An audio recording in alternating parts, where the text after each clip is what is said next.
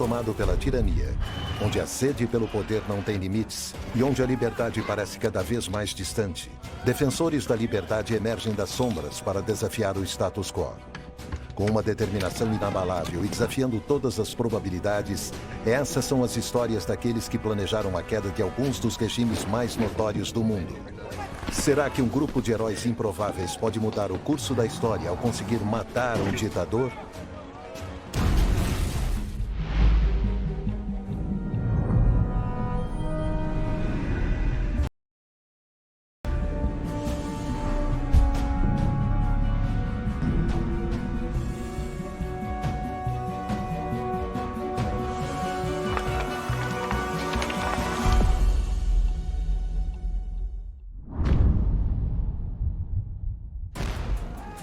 Em novembro de 1943, a Segunda Guerra Mundial passava a ser favorável para os aliados.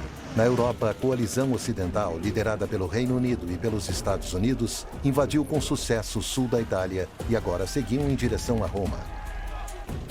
Na frente oriental, a União Soviética havia recentemente saído vitoriosa da Batalha de Kursk, a maior batalha de tanques da história mundial. Ela foi também uma das mais sangrentas, com os russos e os alemães juntos sofrendo cerca de 1 milhão de baixas.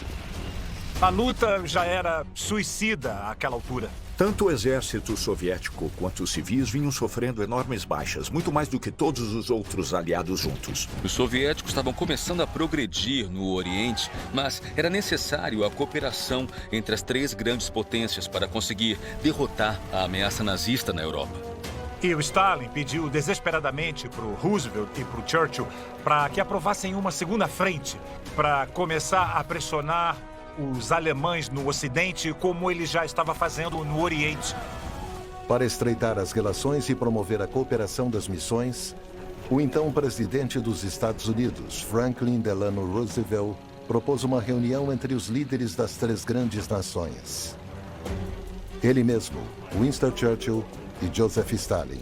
Mas Stalin estava receoso com a reunião e exigiu que ela ocorresse num local onde ele sabia a capital iraniana, Teherã.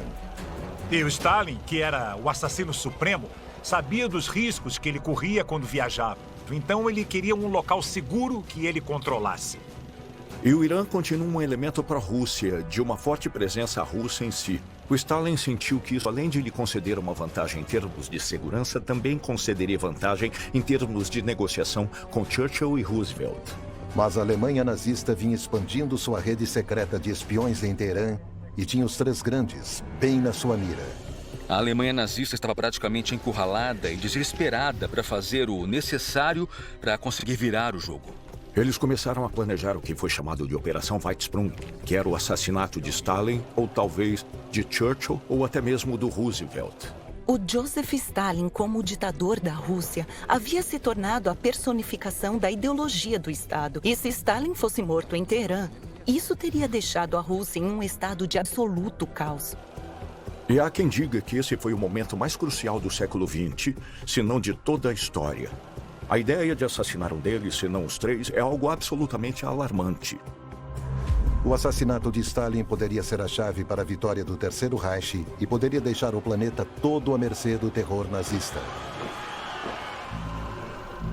Medo e paranoia não eram algo novo para Joseph Stalin. Mas reviravoltas na política soviética, ele tornaria essas fraquezas em pontos fortes. E, em parte, elas ajudaram ele na subida ambiciosa até o topo da União Soviética. E o caráter não muito admirável de Stalin foi forjado na sua juventude. Ele não era um bom aluno e a sua mãe queria que ele fosse da igreja. Ele desistiu e é difícil mesmo imaginar o Stalin na igreja. E o Stalin é interessante porque ele é georgiano, então ele não era do núcleo russo do Império Russo. E ele odiava os russos, ele odiava a Rússia. O idioma russo lhe foi enfiado goela abaixo na escola porque o russo era o idioma do Império. Então, o Stalin começou a se aproximar dos partidos revolucionários de esquerda, mais como um nacionalista e como uma pessoa anti-Moscou e anti-imperialista. E não tanto como um comunista ou um revolucionário de esquerda. Foi isso que o atraiu para o movimento revolucionário georgiano. Nos seus anos de formação, Stalin inicialmente se identificava fortemente com o nacionalismo georgiano. E ainda assim, a sua aliança ideológica mudou quando o movimento socialista russo se dividiu em duas facções antagônicas: os mencheviques e os bolcheviques. Stalin se inspirava no líder carismático dos bolcheviques, Vladimir Lenin, e se alinhou então à causa bolchevique. E ele era uma presença significativa no movimento bolchevique. Eu não o chamaria de membro da linha de frente do movimento durante a Revolução, mas ele era o editor do Pravda, o jornal do Partido Bolchevique, e também um membro do Círculo da Liderança. E para arrecadar dinheiro para o movimento, ele recorreu a assaltar bancos e a sequestrar pessoas e exigir resgates. Ele passa um tempo na prisão. Então ele não era um homem honrado, nem um intelectual. E dá para ver o restante do seu caráter sendo forjado nessas experiências. Stalin foi preso diversas vezes por conta de suas atividades revolucionárias contra o Império Russo e passou um tempo exilado, o que acaba fortalecendo a sua posição junto aos bolcheviques. E em sua ausência, ele foi eleito no Comitê Central. Depois do seu retorno em 1917, Stalin continuou crescendo dentro do Partido Bolchevique. Contudo, na época do seu retorno, a Rússia se via no meio da Primeira Guerra Mundial, sofrendo de uma pobreza generalizada, de escassez de alimentos e de uma forte desigualdade econômica. Os bolcheviques ganharam o apoio da população descontente, e a promessa de Lenin de paz, terra e pão ressoava com as massas. Em 25 de outubro de 1917, eclode a Revolução Russa e Stalin tinha um papel importante a cumprir. A propaganda foi um instrumento essencial para os bolcheviques na sua tentativa de convencer a população russa e também os soldados russos de abandonarem os esforços de guerra para se voltarem contra o governo. E o papel de Stalin como editor do maior jornal do país foi fundamental para isso. Na esteira da Revolução Bolchevique e da vitória comunista na Guerra Civil Russa, Stalin era um dos 4 homens que agora lideravam o novo Estado bolchevique. Stalin se torna parte de um grupo informal de 4 indivíduos, incluindo Leon Trotsky, Yakov Sverdlov e o líder dos bolcheviques, Vladimir Lenin. E é claro que Stalin queria eventualmente governar como parte deste culto à personalidade que muitos ditadores têm, se tornando extravagante e tentando fazer grandes feitos. Então, há 2 versões do papel que Stalin cumpriu na Revolução de Outubro. A versão dele, onde ele diz que foi a peça central que se envolveu ativamente. Mas os seus críticos e opositores, liderados por Trotsky, dizem que o papel de Stalin não foi tão importante quanto dizia. E qual é a verdade? É mais fácil acreditar no Trotsky do que no Stalin, então provavelmente um pouco dos dois. Com o colapso do Império Russo, os bolcheviques lideraram a formação da União das Repúblicas Socialistas Soviéticas, o SSR, incorporando países como a Rússia, a Ucrânia e a Bielorrússia com a União. Contudo, a origem de Stalin vinha limitando sua chance de assumir o papel central. O Stalin não costumava dar muitos discursos na União Soviética porque ele tinha um sotaque georgiano bem forte. E o Lenin, de certo modo, gostava disso, porque ele era um internacionalista, ele queria toda a etnicidade no movimento do partido. Se tratava da revolução do proletariado que ele queria levar à Rússia. E foi durante esse período que a disputa de Stalin com Trotsky começaria a causar conflito no partido. Havia uma divergência ideológica fundamental entre Trotsky e Stalin.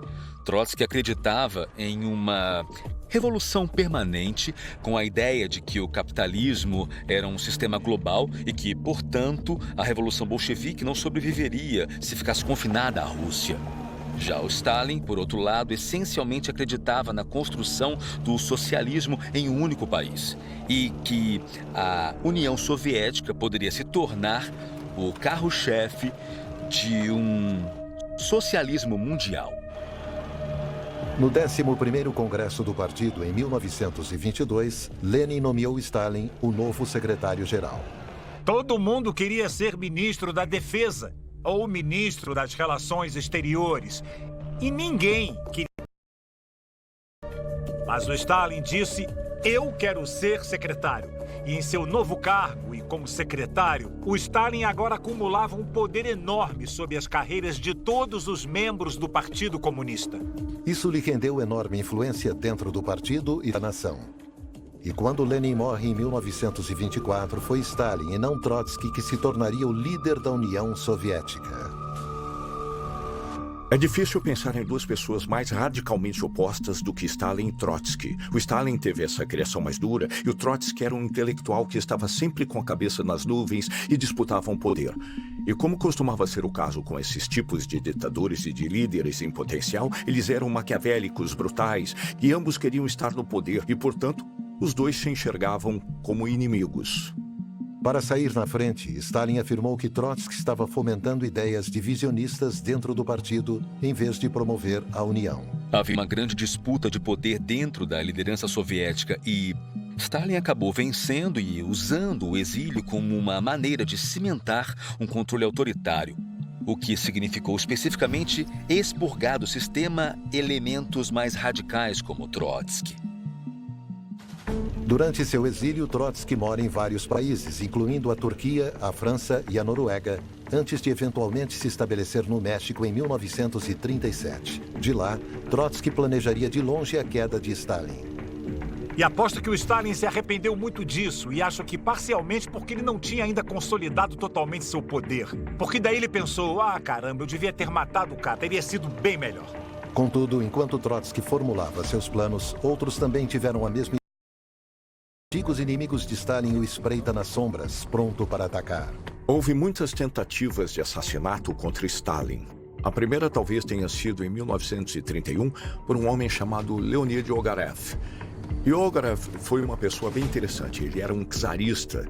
Ele trabalhou para o czar e era parte do antigo regime de antes da Revolução Bolchevique. E qualquer um que fosse um czarista ou estava morto ou nas margens da sociedade. Ele foge para a Inglaterra e é recrutado como um agente britânico. E se um dia precisassem fazer algo com Stalin, ele seria um possível agente. 16 de novembro de 1931. O ar frio de Moscou envolvia a cidade quando Stalin decidiu sair para dar um passeio. Ele não ia a lugar algum, sem guardas armados, guarda-costas e informações sobre onde ia. Então, Stalin era um alvo muito difícil de atacar. De repente, uma figura surge das sombras, caminhando na direção de Stalin com uma arma nas mãos. Mas esse ataque não foi planejado. Só calhou do Ogarev estar por perto, de ter uma pistola, então não foi nada pensado. Ele saca a pistola, tenta disparar contra Stalin, mas ele estava com guarda-costas, com seguranças, e um deles parte para cima, o derruba no chão e o desarma. E o ataque falha. Acontece que a polícia secreta de Stalin vinha seguindo e monitorando Ogarev, e sabia que ele vinha trabalhando para os britânicos. Estavam prontos para ele. Ogarev, então, é condenado por terrorismo e espionagem e é executado. A tentativa de assassinato caiu como uma bomba para a União Soviética. E depois disso, Stalin ordena que aumentem sua segurança. A NKVD foi fundada em 1934 e funcionava tanto como Stalin quanto como uma rede de informantes, como uma polícia secreta e como uma ferramenta de repressão usada contra dissidentes do sistema. Com a NKVD, Stalin tinha uma cortina de ferro de proteção que o fazia parecer invencível contra os planos de assassinos em potencial. E quando você pensa que não tinha como ser ainda mais seguro, ter ainda mais espiões, informantes, seguranças, o Stalin torna tudo ainda mais agressivo por conta da sua paranoia. E a parte de uma personalidade autoritária é a paranoia de perder o poder, essa paranoia de perder o controle. Mas essa proteção não se estendia a membros do círculo mais íntimo de Stalin. Um dos líderes políticos da União Soviética era um homem chamado Kirov. Ele era um aliado próximo de Stalin. E em 1934, ele foi assassinado dentro do seu próprio escritório, o que acabou causando um choque por todo o sistema soviético. O assassinato rendeu a Stalin um pretexto para iniciar um expurgo de seus adversários políticos. Apesar de muitos historiadores acreditarem que o próprio Stalin esteve por trás do assassinato de Kirov como uma forma de poder reprimir rivais e dissidentes. Em dezembro de 1934, 14 membros do alto escalão do Partido Comunista leais a Trotsky vão para julgamento, todos acusados de conspirar para assassinar Stalin. O rumor era de que trotskistas, de que esses elementos estavam se organizando em Oslo para atentar contra a vida de Stalin, de que tinham se encontrado em um hotel, o Hotel Bristol. Mas evidências fotográficas demonstraram que o hotel já havia sido demolido na ocasião, sugerindo que muitos desses rumores haviam sido fabricados Porque algo muito importante para cimentar o poder de um ditador é a busca constante por inimigos internos e externos. Essa busca por novas conspirações que tentam mobilizar a sua autoridade. Os julgamentos começaram às 5h45 da manhã, em 29 de dezembro. Pouco tempo depois, os vereditos de pena de morte são anunciados. E em 1 hora, a execução por pelotão de fuzilamento é realizada. Esses julgamentos eram performances, projetados para destacar as ameaças à União Soviética, tanto por inimigos internos quanto externos. E o Stalin usava esses julgamentos com muita maestria. Na verdade, para mostrar à população no geral que, olha, se você se opuser a mim, se você pensar em se opor a mim, bom, é com isso. É com isso que vão ter que lidar. Os julgamentos de Moscou foram apenas o começo da corrida de Stalin para centralizar o poder em suas mãos e somente em suas mãos. O assassinato de Kirov deu início a uma nova fase de paranoia e de repressão interna dentro da União Soviética, a era do Grande Expurgo. O Stalin começou com os líderes comunistas mais antigos, começou mesmo a prender todo mundo. Houve prisões em massa, detenções em massa, execuções em massa. Qualquer um que não fosse leal ou que não fosse considerado leal. E além de o Stalin tentar determinar quem era leal e quem não era, ele também estava tentando eliminar todo tipo de dissidente político, tentando eliminar todo tipo de oposição e também tentando remover qualquer tipo de vulnerabilidade que pudesse existir em qualquer parte do regime. Uma manta de medo e terror sufocava a União Soviética. Mas foi se expandindo, e não apenas a oficiais, mas também a burocratas, a generais, e foi se expandindo, expandindo e expandindo em toda a faceta da sociedade soviética, pessoas foram expurgadas. E você acaba ficando com uma situação social muito caótica, no sentido de que, para provar que você não era o alvo desse expurgo, você quase tinha que provar a sua lealdade encontrando outra pessoa para ser alvo desse expurgo. Ou você é um de nós, ou um deles. E o único jeito de provar que é um de nós é apontando um deles.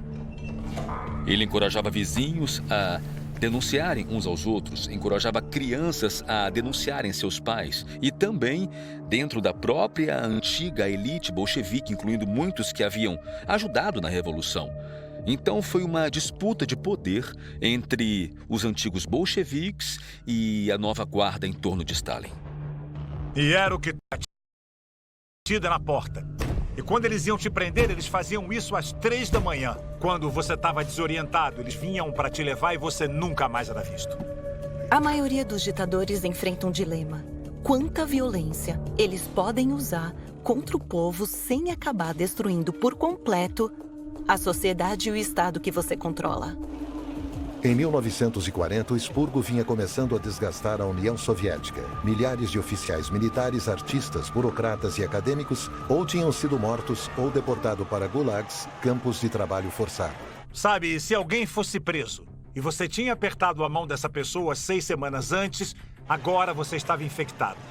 Se você tomou chá com eles 6 semanas depois, eles eram presos e agora você está infectado e virão atrás de você. Então todos com quem você teve contato nas últimas 6 semanas está infectado.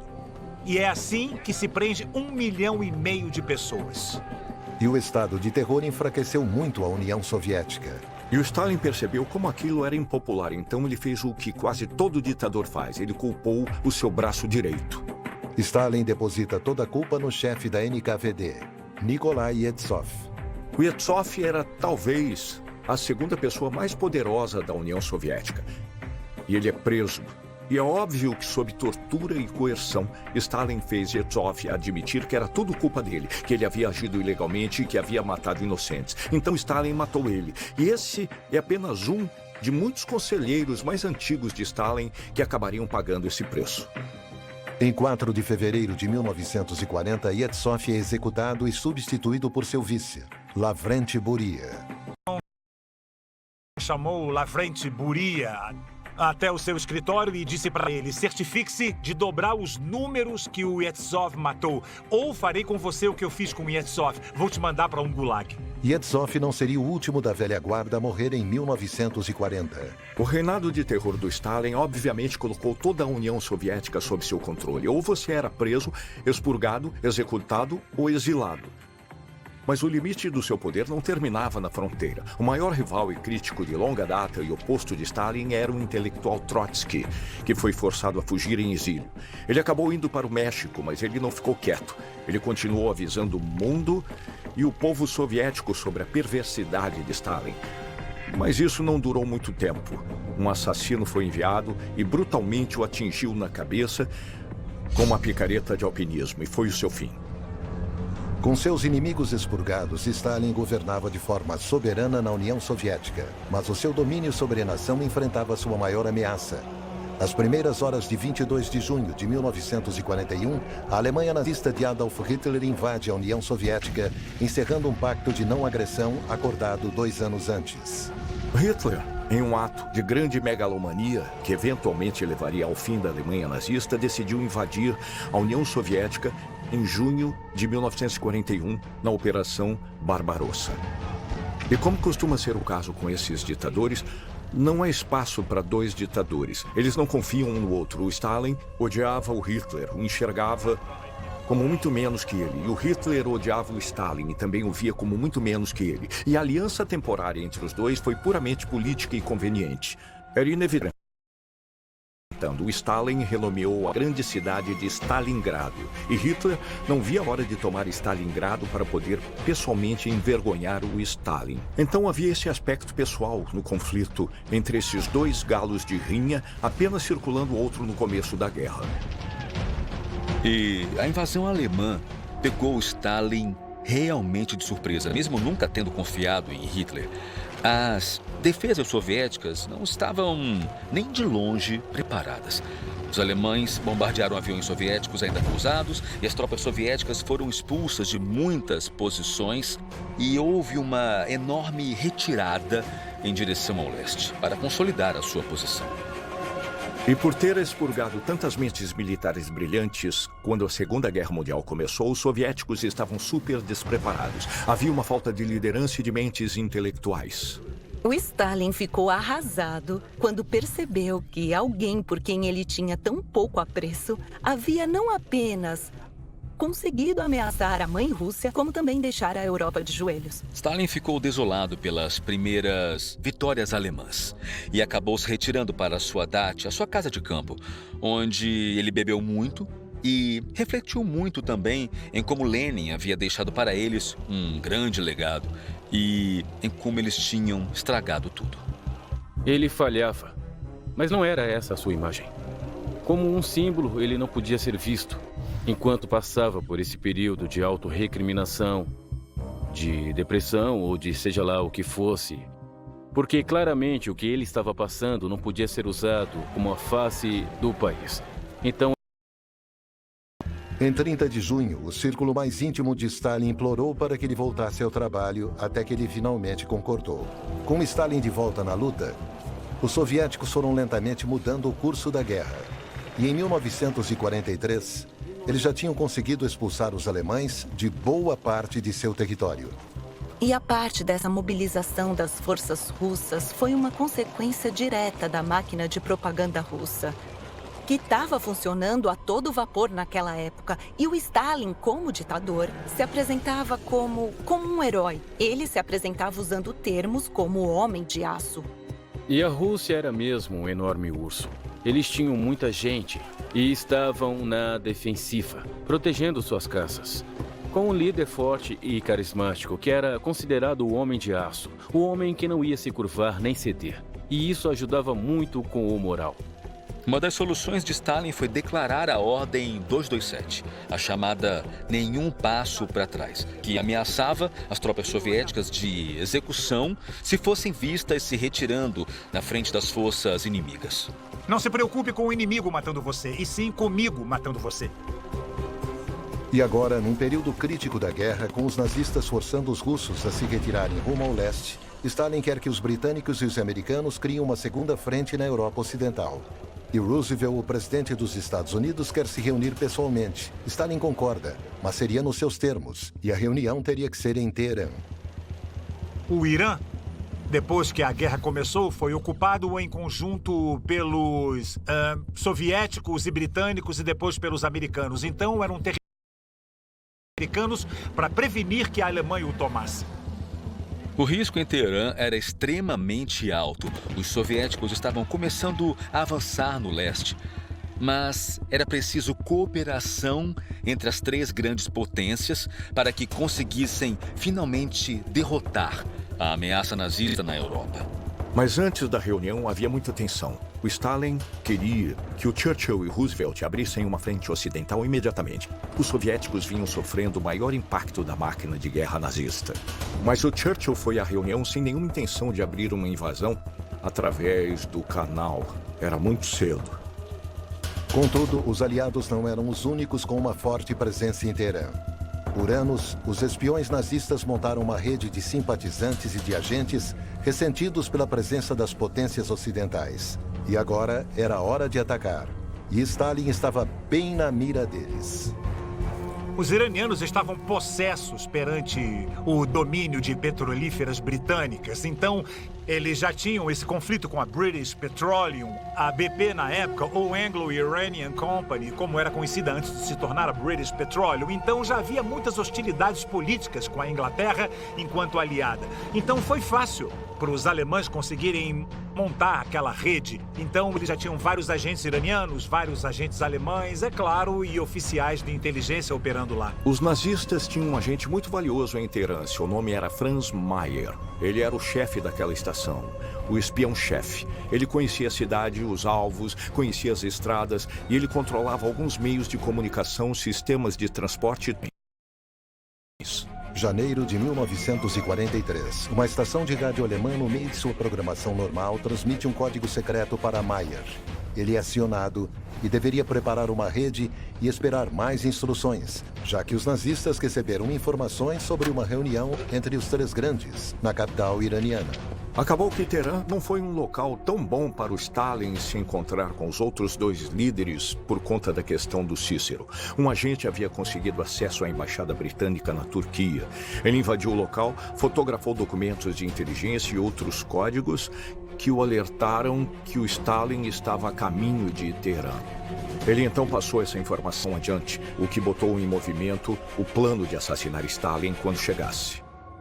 No final do outono de 43, as instruções para Franz Mayer chegaram. Paraquedistas alemães disfarçados de soviéticos estavam a caminho de Teherã. E sua missão era assassinar Joseph Stalin. Se obtivessem sucesso, a Alemanha nazista poderia mudar o rumo da Segunda Guerra Mundial.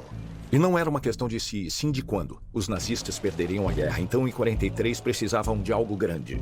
E a Alemanha decidiu mirar em Stalin, porque o homem era o seu país, então eles achavam que se removesse um homem, o país não saberia o que fazer, o que é exatamente o que aconteceu no começo da invasão, quando ele desapareceu dos olhos da população.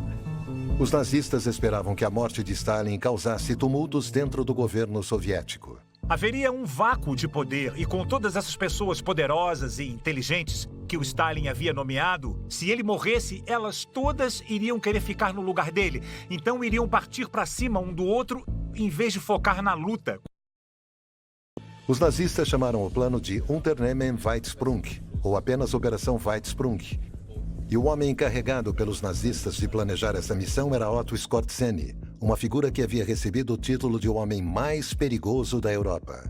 O que tornava essa trama de filme do James Bond em Teherã plausível foi o que o Skorzeny já tinha feito, que foi resgatar o Mussolini. Porque o Mussolini, quando a Itália foi invadida, foi preso e mantido em um retiro inacessível em uma montanha. Os nazistas queriam tirá-lo de lá e o Skorzeny conseguiu, mas o importante foi como. Tropas de comando de asa deltas foram até aquela montanha e marcharam pela floresta. Ele invade o local e resgata o Mussolini. Depois da guerra e após ser capturado pelos aliados, Skorzeny exibiu com orgulho o presente de agradecimento que recebeu do ditador italiano. Eu ganhei isso dele. Foi em 12 de setembro de 1943. E o que é isso? Então, esse relógio aqui é uma recordação que eu ganhei do Mussolini. e tem a data gravada nele, aqui atrás. Então, o Skorzeny era um sujeito impressionante e também perigoso. E pra quem você entregou o Mussolini depois que você o localizou? E pra onde vocês levaram o Mussolini? Pro Hitler? Levamos direto pro quartel-general do Hitler. Tá bom, então agora... O plano para assassinar Stalin era ousado, e os soldados encarregados de executar a missão sabiam que provavelmente seria uma viagem sem volta. Uma maneira de garantir que o seu plano de assassinato vai dar certo é não ter apenas um plano. Então, na verdade, Skorzeny tinha dois planos. O primeiro era que os três grandes iam viajar. Então eles poderiam atacá-los enquanto estavam a caminho. Uma das maiores preocupações em Teherã eram as ruas. Elas eram muito lotadas. Isso tornava perigoso transportar os três grandes naquelas ruas agitadas. Pedestres, bicicletas, carros, tudo. Mas os nazistas também estavam preocupados. Porque se as ruas eram lotadas e se não conseguissem chegar até o seu alvo? E depois do ataque, como fugir? Então Skorzeny tinha uma segunda operação caso a primeira falhasse. Por sorte, enquanto estavam em Teherã, Churchill estaria comemorando seu aniversário num jantar no consulado britânico. Eles poderiam usar o sistema hidráulico, os canos, que passavam por debaixo das ruas e levava direto na embaixada britânica, onde Winston Churchill e os outros líderes comemoravam o aniversário dele. Tropas de comando alemãs se arrastando por tubulações e interrompendo a festa de aniversário de Churchill. Isso chega até a parecer coisa de filme de Hollywood. A primeira onda de tropas de comandos nazistas já estavam a caminho em um avião de carga militar. Depois de cruzar a Cordilheira Elbrus, nos arredores de Teherã, eles já estavam quase no seu ponto de chegada. Um a um, eles foram saltando do avião e logo atrás deles, carga e equipamentos militares, incluindo armas e explosivos também. No total, 38 comandos nazistas e suas armas pousaram no deserto nos arredores de Teherã. Sua missão havia começado. Enquanto isso, Skorzeny e a segunda equipe estavam de prontidão na Alemanha, prontos para liderar o ataque no aniversário de Churchill caso o primeiro plano falhasse. Em 28 de novembro, foi acordado que Churchill e Roosevelt se encontrariam com a União Soviética. O Serviço Secreto e a NKVD de Stalin bolaram um plano para proteger Roosevelt enquanto ele se dirigia para a embaixada soviética. O Stalin estava empenhado em ter um tempo cara a cara com Roosevelt para poder tentar convencê-lo. As baixas dos soviéticos eram de milhões. O Stalin queria que os aliados abrissem uma frente ocidental para tirar um pouco da pressão sobre a União Soviética, que era a frente oriental que enfrentava os nazistas. O Roosevelt até que estava receptivo, já Churchill era totalmente contra. Então era do interesse de Stalin ver Roosevelt em segurança e tê-lo como um aliado para que as forças aliadas abrissem uma frente ocidental. As tropas do comando nazista já estavam na capital e todos estavam de olho nas ruas apenas esperando uma oportunidade de atacar Stalin, ou se houvesse chance também Churchill ou Roosevelt. Um importante general soviético olhou para a cidade e percebeu que as ruas não eram seguras para transportar líderes mundiais, que poderiam sofrer um ataque. Então ele avisou a equipe de Roosevelt para mudar os planos e foi o que fizeram. Eles montaram um comboio falso. E enquanto esse comboio falso atravessava a cidade, Roosevelt era levado através de uma rota secreta. Para garantir a segurança de Stalin, Roosevelt e Churchill durante a sua estadia em Teherã, a chave para neutralizar qualquer ameaça nazista era capturar o espião nazista Franz Mayer. Os britânicos viram uma oportunidade ao descobrir que a namorada de Mayer, a iraniana Lili Sanjari, estava tendo um caso com um soldado chamado Robert Merrick. Mas Merrick não era um soldado comum. Ele era um agente americano, disfarçado. Descobriram que a namorada do Mayer estava chateada porque ele dizia que não podia casar com ela por causa das leis raciais da Alemanha. E por conta disso, ela estava uma pessoa fora desse relacionamento que calhava de ser um soldado americano que também era um espião. E ele estava construindo uma relação de confiança com ela para conseguir informações sobre o Mer. É incrível mesmo o que se pode descobrir depois de uma noite de amor. Então agora os americanos tinham uma noção do que podia acontecer. E graças a esse drama romântico, Mayer havia sido exposto como um espião nazista. Ele decidiu então se esconder nas casas dos simpatizantes nazistas em Teherã. Mas as agências de inteligência dos aliados estavam na caçada porque, se conseguisse encontrar Mayer, eles poderiam impedir o plano de matar Stalin. Enquanto isso, ainda havia dezenas de tropas de comando nazistas em Teherã. E a caçada por esses soldados aconteceu rua a rua pela polícia secreta de Stalin, a NKVD, que recrutou os agentes mais improváveis, garotos locais de bicicleta que ficariam conhecidos como a Cavalaria Leve. E uma ideia brilhante da NKVD foi a de usar os jovens locais como os seus olhos e ouvidos, porque eles conheciam Teherã como a palma de suas mãos e podiam até entrar em becos rapidamente e ficar de olho na movimentação da população alemã dentro da cidade. Eles podiam atuar em um lugar onde se misturavam, onde eles não chamavam a atenção. E é uma abordagem interessante usar a cidade para trabalhar para você. Enquanto a NKVD estava ocupada nas ruas de Teherã, os três grandes começaram sua conferência para discutir o desejo de Stalin, a abertura de uma segunda frente de ofensiva na Europa. É de se imaginar que numa reunião entre os três grandes que o Stalin seria o que ficaria mais de fora. O Churchill e Roosevelt já se conheciam e, claro, representavam democracias. No entanto, foi o Churchill que ficou meio de fora. Como antigo conservador, Churchill era decididamente anticomunista e via Stalin como a encarnação do anticristo. E já para Stalin, Churchill representava tudo que tinha de errado com o Ocidente capitalista. E, fora isso, o foco de Churchill sempre foi no Mediterrâneo, em abrir uma segunda frente lá na Itália. E aquela frente não seria, segundo Stalin, grande o suficiente para representar uma força que tirasse a pressão que ele vinha sofrendo lá no Oriente. Enquanto o drama da Conferência de Teherã se desenrolava, um drama bem diferente acontecia nas ruas da cidade, onde os agentes nazistas estavam em jogo de gato e rato com a NKVD de Stalin. Contudo, o plano nazista para eliminar Stalin enfrentava um grande problema, já que o espião alemão Franz Mayer havia sido exposto e poderia ser capturado pela NKVD, uma oportunidade que eles não podiam perder. E perdendo um agente como Mayer, os alemães efetivamente perderam os seus olhos e ouvidos na cidade. Com Mayer fora das ruas, o plano nazista sofreu um grande revés. E a Cavalaria Leve continuava vasculhando Teherã em busca das tropas de comando. E graças às informações da Cavalaria Leve, os rapazes de bicicleta, a NKVD capturou quase todos os soldados, exceto 6. Então agora eles dependiam da Cavalaria Leve mais uma vez. Eram eles e os agentes soviéticos procurando os 6 soldados nazistas que faltavam antes que pudessem assassinar o Stalin. Embora as tropas de comando não tivessem conseguido atacar Stalin, Churchill e Roosevelt, os nazistas tinham a chance de atacá-los durante a festa de aniversário de Churchill que se aproximava. E como era o aniversário do Churchill, o Roosevelt ia estar lá, o Stalin ia estar lá. E é claro que estavam, até sentaram os três juntos. E a festa de aniversário do Churchill foi muito animada. O Churchill finalmente conseguiu relaxar um pouco e o Stalin também. Estavam todos bebendo. Agora, quem não estava relaxando era o serviço secreto. Aqueles 3 na mesma sala, em uma cidade cheia de nazistas. Era um lugar perfeito para se infiltrar e assassinar o Stalin e talvez até os 3 líderes das forças aliadas. Enquanto acontecia a preparação da festa de Churchill, a Cavalaria Leve da NKVD percorria as ruas de Teherã em busca dos 6 soldados nazistas que ainda faltavam. Durante sua patrulha, o membro Gevorg Vartanian da Cavalaria Leve escutou o som característico de uma comunicação por rádio vindo de uma casa. E o idioma falado era alemão. E parecia ser algum tipo de comando. Isso, obviamente, chamou a sua atenção, já que ele estava procurando nazistas. Então Vartanian imediatamente suspeitou que eram as pessoas que ele estava procurando.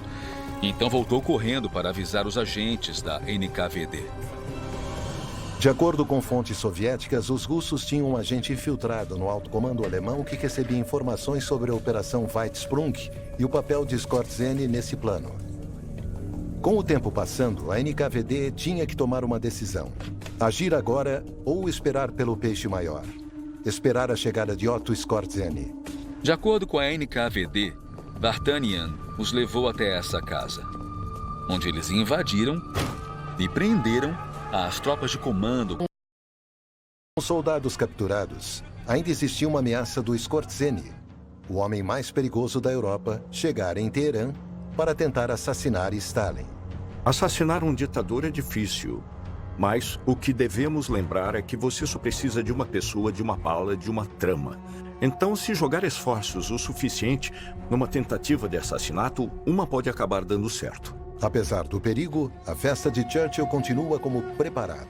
Churchill certamente sempre foi uma figura provocadora e, para mim, dar uma festa de aniversário no meio de uma ameaça nazista de assassinato é, em si, um ato bem provocador. De volta na casa dos soldados nazistas, a NKVD toma uma decisão crucial para garantir a segurança de Stalin. A NKVD os forçou a enviar uma mensagem para Berlim dizendo que eles haviam sido capturados e que o plano tinha falhado. De acordo com algumas fontes, a equipe do Skorzeny nunca foi ativada, e isso graças aos esforços do Vartanian e da NKVD. A Operação Weizsprung havia falhado e Stalin, Roosevelt e Churchill estavam prestes a tomar decisões que mudariam para sempre o rumo da história. A conferência de Teherã foi crucial, acima de tudo, porque foi de fato onde foi determinado que seguiriam adiante com a Operação Overlord, o desembarque das forças aliadas na Normandia, o que eventualmente viemos a chamar de Dia D. 6 de junho de 1944, Dia D. É lançada a Operação Overlord. Mais de 150 mil tropas aliadas e quase 200 mil membros das marinhas americana e britânica, além das forças armadas canadenses, invadem as praias do norte da França e criam uma segunda grande frente que Stalin tanto queria. No final de 1944, os aliados pressionavam os nazistas tanto no Ocidente quanto no Oriente e parecia ser o fim da guerra. Mesmo assim, os nazistas e o líder das tropas de comando, Skorzeny, preparavam outro plano para tentar eliminar Stalin. O Skorzeny também vinha organizando uma operação chamada Operação Zeppelin. Prisioneiros de guerra infiltrados que haviam se voluntariado para servir os alemães. E o Skorzeny estava treinando esses indivíduos para, já que falavam russo fluentemente, que já conheciam os costumes locais e tal, a voltar para a União Soviética e operar como assassinos para tentar matar o Stalin. E quem assumiu a audaciosa missão da Operação Zeppelin foi Shiloh, um ex-oficial soviético. O que sabemos sobre Shiloh é que ele tinha sentimentos anti-stalinistas e anti-soviéticos, com certeza, e que certamente tinha familiaridade com as estruturas do exército soviético e que era um candidato ideal para executar um plano contra Stalin. Assumindo o nome e a identidade de um major russo morto, Shiloh se prepara para sua missão e é treinado por Otto Skorzeny. Quando alguém tem essa aura quase mística de o homem mais perigoso da Europa, fica meio que essa ideia no ar, por nenhum motivo real de que só de estar próximo, de ser tocado por essa pessoa, que você vai pegar um pouco daquela sorte, daquela habilidade, que essas coisas vão passar para você e que você vai ser que nem ela. Shiloh descreveu seu treino com os Skorzeny como sendo focado em ações rápidas e agressivas, com uma bagagem pesada em métodos das tropas de comando. Para essa missão, Shiloh estava equipado com pistolas, uma carregada com balas envenenadas e a outra com balas explosivas. Ele também estava armado com lança-granadas com uma munição que podia perfurar blindagens de 40 milímetros a uma distância de 300 metros. A esposa de Shiloh, Lydia Yakovlena, uma operadora de acompanhá-lo. A sua experiência seria essencial para coordenar qualquer tentativa de chegar até Stalin. Mas primeiro o casal precisava entrar na União Soviética. Então o plano era Shiloh e sua esposa irem de avião de Riga, na Letônia, até Moscou, para executar o ataque contra Stalin, nas comemorações do aniversário da Revolução de Outubro. E depois de partirem, o avião deles é atingido por artilharia antiaérea e cai em Smolensk, a 400 quilômetros de Moscou. Shiloh e Lydia conseguem escapar roubando uma motocicleta russa M72 com um sidecar. E com ela seguem em direção a Moscou. Mas o destino tinha outros planos. Eles foram parados na estrada por uma patrulha e seu comportamento suspeito faz com que sejam presos. E mesmo sendo um russo de uniforme e tudo voltando para a União Soviética, todos suspeitavam uns dos outros, sempre verificando a documentação. Não era fácil. A Operação Zeppelin chegou ao seu fim e 8 meses após o fracasso da tentativa de Shiloh assassinar Stalin, a guerra chegava ao fim. Em 8 de maio de 1945, a máquina de guerra nazista estava em ruínas e Hitler, o grande rival de Stalin, estava morto. Mas essa grande vitória veio a muito custo para Stalin e o povo soviético. Há tantos livros, florestas foram derrubadas para dar conta de contar tudo sobre a Segunda Guerra. Mas igualmente importante foi o que veio depois. O preço da Segunda Guerra Mundial para a União Soviética foi assombroso, tanto em termos de mortes de militares quanto de civis. As estimativas variam, mas estamos falando algo na faixa dos 19 a 27 milhões de mortes.